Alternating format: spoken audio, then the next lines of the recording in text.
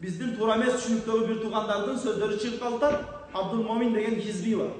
Интернетте бардыңыздар билсеңиздер керек. Эмне деп атат?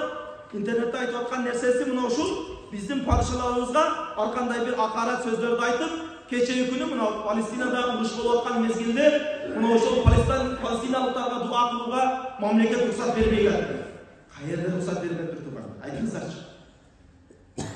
Каерде уруксат бербептир? Каерде мамлекетте bir cuma mecitте ошол Палестина жергесиндеги мусулмандарга дуа кылганды алып барып бир соттогонун же алып барып камаганын каерде көрдүңүз?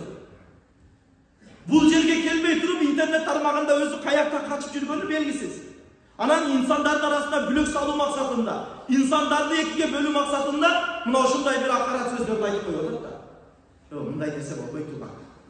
Ол анан алар ошол хизбилердин дагы бир немеси бар, өзүнчө ураны бар. Жихад дейт дагы Тажик алып келип кол салды. Жихад дейт дагы өзбек алып келип кол салат. Жихад дейт дагы кыргызга келип кол салат. Жихад туган, жихад кайда мусулман менен болчу эле туган? Каякта мусулман менен мусулмандын согушканы жихад болчу эле? Мына ошондой бир туура эмес түшүнүктөр менен бизди алып келип туруп мусулманга кайра салып атат. Бул болбогон окуя эмес, болгон окуя. Ошол жихадчылар, именно ошол хизбилер 94-тө Өзбекстандагы окуяны билесиздер. Мамлекет менен ошол молдолордун согушканы. Молдолор эмес өзү. Хизбилер биздин илгеркилердин айтымы боюнча вахабистер. Биздикилер ошондой айтчу, вахабистер деп койчу. Вахабистер менен мамлекет согушту. Не мамлекеттеги куралданган аскерлер, не орустун аскерлери эле. Сенин эле бир тууганы, бирөөңдүн агам, бирөөңдүн иниң ошол.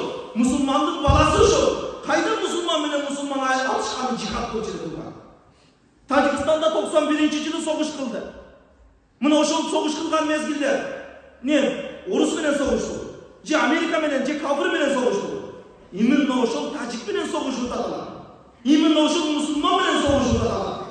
Жихад деген нерсени сиздерге пешенеңиздерге коюп туруп, аркасынан Аллаху акбар десе кетип атасыздар. Тугандар, келиңиздер. Bunday нерселерге алданып калбайлы. Барып кайра мусулмандын канын төгүшкө мажбур болуп калбайлы туган. Пайгамбар алейхиссалам айтат, мусулман менен мусулман согушканда өлтүргөн дагы тосоку дейт. Өлгөн дагы тосоку дейт. Ошон үчүн келиңиздер. Мына ошол сыяктуу фитначыларга, ошол сыяктуу бир бузукуларга илешип калбайлы. Алардын аркасынан ээрчип калбайлы тугандар. Дуа сурагандар бар экен.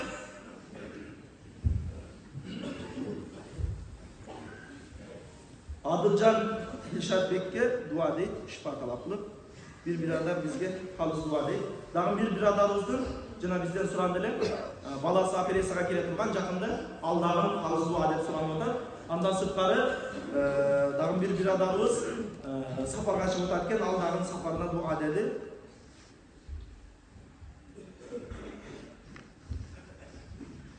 Bir biradarыбыз аялдын операциясына дуа дейт.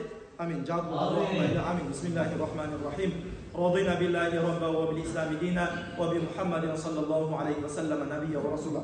Жараткан Allah, ең биринчи мына ушул жума күнүндө айтылган вааз насихаттарды, айтылган аяттарды, хадистерди ең биринчи угуучулардан кылган, уккан аят хадистерибизге амал кылуучулардан кылган ya Rabbel alamin. Ya Rabbel alamin, мына ушул жума күнүнүн урматына, айтылган маселелердин окунуп аткан намаздардын урматына бүткүл дүйнө мусулмандарына тынчылык берген. Өзгөчө ошолордун катарында Палестина жергесиндеги мусулман боордош бир туугандарыбыз өзүнүн тынчылыгын насип кылган ya Rabbel alamin. Алардан шейит кеткендерди, мекенди коргойм, элини, жеринди коргойм деп шейит кеткендер бар, аларды өз рахматына алган ya Rabbel alamin. Жаткан жерлерин жайлуу, ахиретин абад кылган ya Rabbel alamin.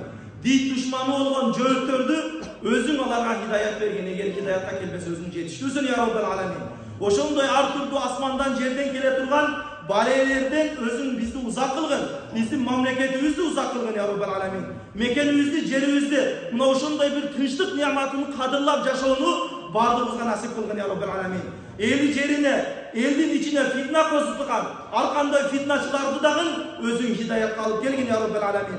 Дагы бир бирадарыбыз аялы Индияда ооруп жатат экен, ага дагы дуа сурап атат, анын дагы ооруларына шифа бергин. Сафарга чыгып аткан бир туугандарыбыз бар, сафарларын байсалдуу кылган.